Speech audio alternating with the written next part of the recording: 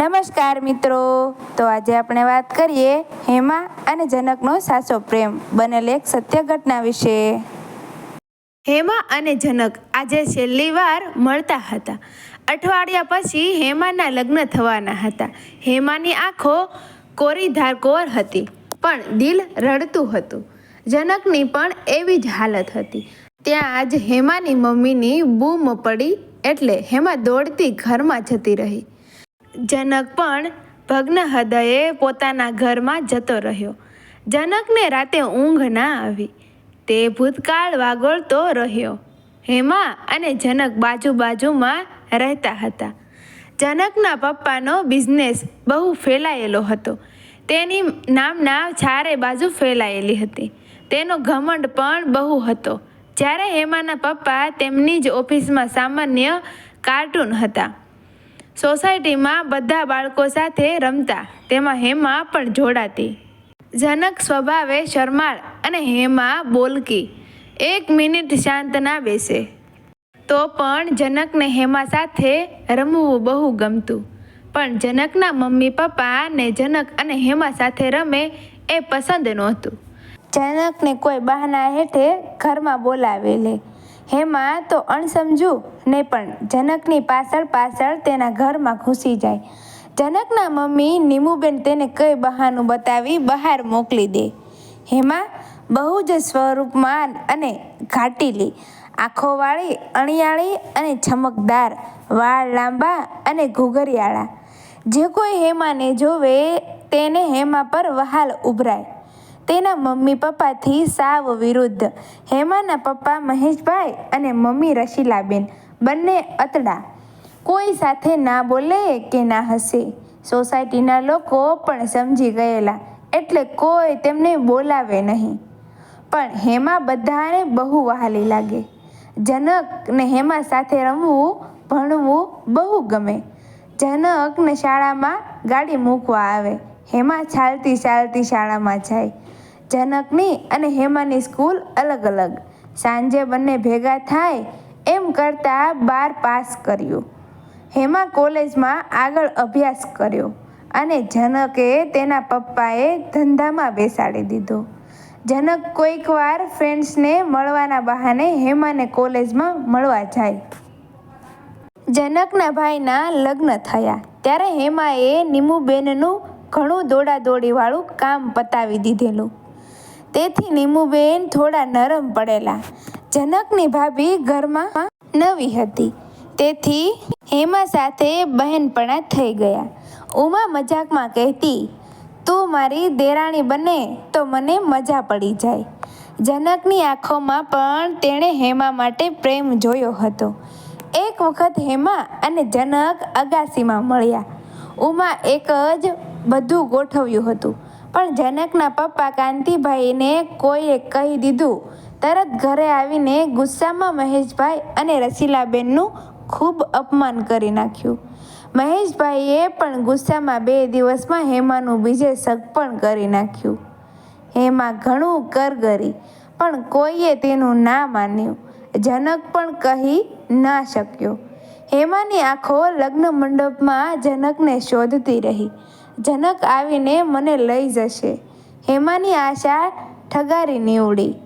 આ બાજુ જનકના લગ્ન પણ તાબડતોડ લેવાયા. બહુ મોટા ઘરની દીકરી લઈ આવ્યા. સાસરે આવ્યા પછી હેમાએ જોયું કે તેનો પતિ કંઈ કમાતો નથી, દોસ્તો સાથે સમય પસાર કરે છે. તે સતત હેમાને હળધૂત કરતો રહેતો. તેને ખબર પડી કે હેમાને તેના પાડોશી સાથે સંબંધ હતો, એટલે મહેણા માર્યા કરતો. હેમા સ્થિતપ્રજ્ઞ થઈ ગઈ હતી. તેને દુલ્હનને મહેંદી લગાવવી, તૈયાર કરવી વગેરે કામ કરી મન પરોવી દીધું હતું. આજુબાજુ જનકની પત્ની પણ બહુ માથાભારે હતી. આખો વખત જનક સાથે ઝઘડતી રહેતી. કાંતિભાઈ અને નીમુબેનનો બહુ જીવ બળ્યા કરે, પણ હવે બાજી હાથમાંથી જતી રહી હતી. હેમા લગ્ન પછી પિયર આવી જ નહીં. તેના મમ્મી પપ્પા ઘણી વખત બોલાવે પણ નામકર જ રહેતી. જનક પણ હેમાની યાદમાં ઘરે ઓછો રહેતો. આમ સમય વીતતો ગયો.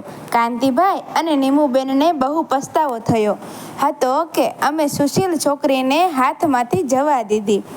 એ ચિંતામાં કાંતિભાઈ બહુ બીમાર રહેવા લાગ્યા. પથારી વશ થઈ ગયા. એક દિવસ ઉમાંથી રહેવાયું નહીં. તેણે રસીલાબેનને પાસેથી હેમાનો નંબર લઈ ફોન કર્યો. હેમા, પ્લીઝ તું જલ્દી અહીં આવ. પપ્પાને તારા નિસાસા લાગે છે. કંઈ બોલતા નથી, ખાતા નથી. દિવસે દિવસે તબિયત બગડતી જાય છે. હેમા વળતી જ બસમાં બેસી ગઈ અને સીધી જનકના ઘરે ગઈ. કાંતિભાઈ અને નીમુબેન તેને જોઈ ખુશ થઈ ગયા.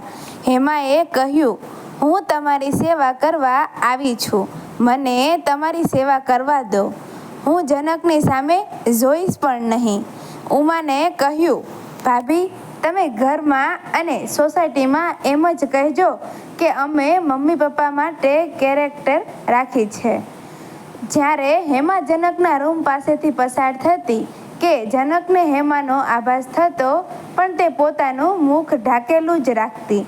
આમ હેમાએ રાત દિવસ એક કરીને કાંતિભાઈની સેવા કરી. જનકની પત્ની નીતા તેની કિટ્ટી પાર્ટી અને હરવા ફરવામાંથી પરવારતી જ નહીં. તેથી તેને તો ઘરમાં કોણ આવ્યું છે તેની પરવા જ નહોતી. થોડા સમય પછી કાંતિભાઈની તબિયત સુધરવા માંડી. એક દિવસ કાંતિભાઈએ હેમા પાસે હાથ જોડી માફી માંગી. દીકરી, અમને માફ કરી દે. અમે તારી તો જિંદગી બગાડી, સાથે અમારા દીકરાની પણ જિંદગી ખરાબ કરી નાખી. તું એકવાર જનકને મળ, તેને સમજાવ. બહુ ઉદાસ રહે છે. હેમા એ કહ્યું, હવે એ મારા માટે પરપુરુષ છે.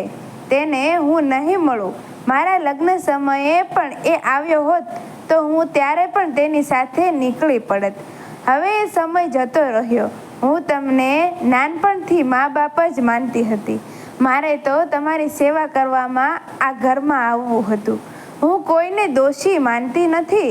તમે મારી માફી માંગી મને મારા પાપના પાડો. એમ કહી બંનેને પગે લાગી નીકળી ગઈ. એ તેના મમ્મીના ઘરે પણ ના ગઈ.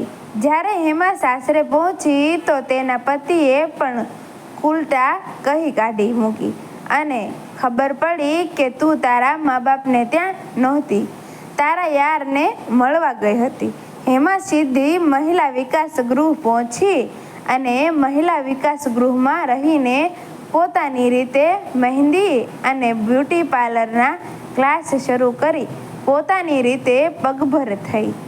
અતીતને પોતાના હૃદયમાં દબાવી દીધો. બાકીનું જીવન આનંદથી પસાર કરવાનો મનોમન મક્કમ નિર્ધાર કર્યો. ઉમા તેના બંગલામાં ઊભા વિચારતી કે કેટલી જિંદગી, આ કોનો વાંક. મિત્રો, તમને આ વિડીયો કેવો લાગ્યો એ જરૂરથી કોમેન્ટમાં કહેજો અને અમારા આવા જ નવા વિડીયો જોવા માટે અમારી ચેનલને સબસ્ક્રાઈબ કરી દેજો. Thank you.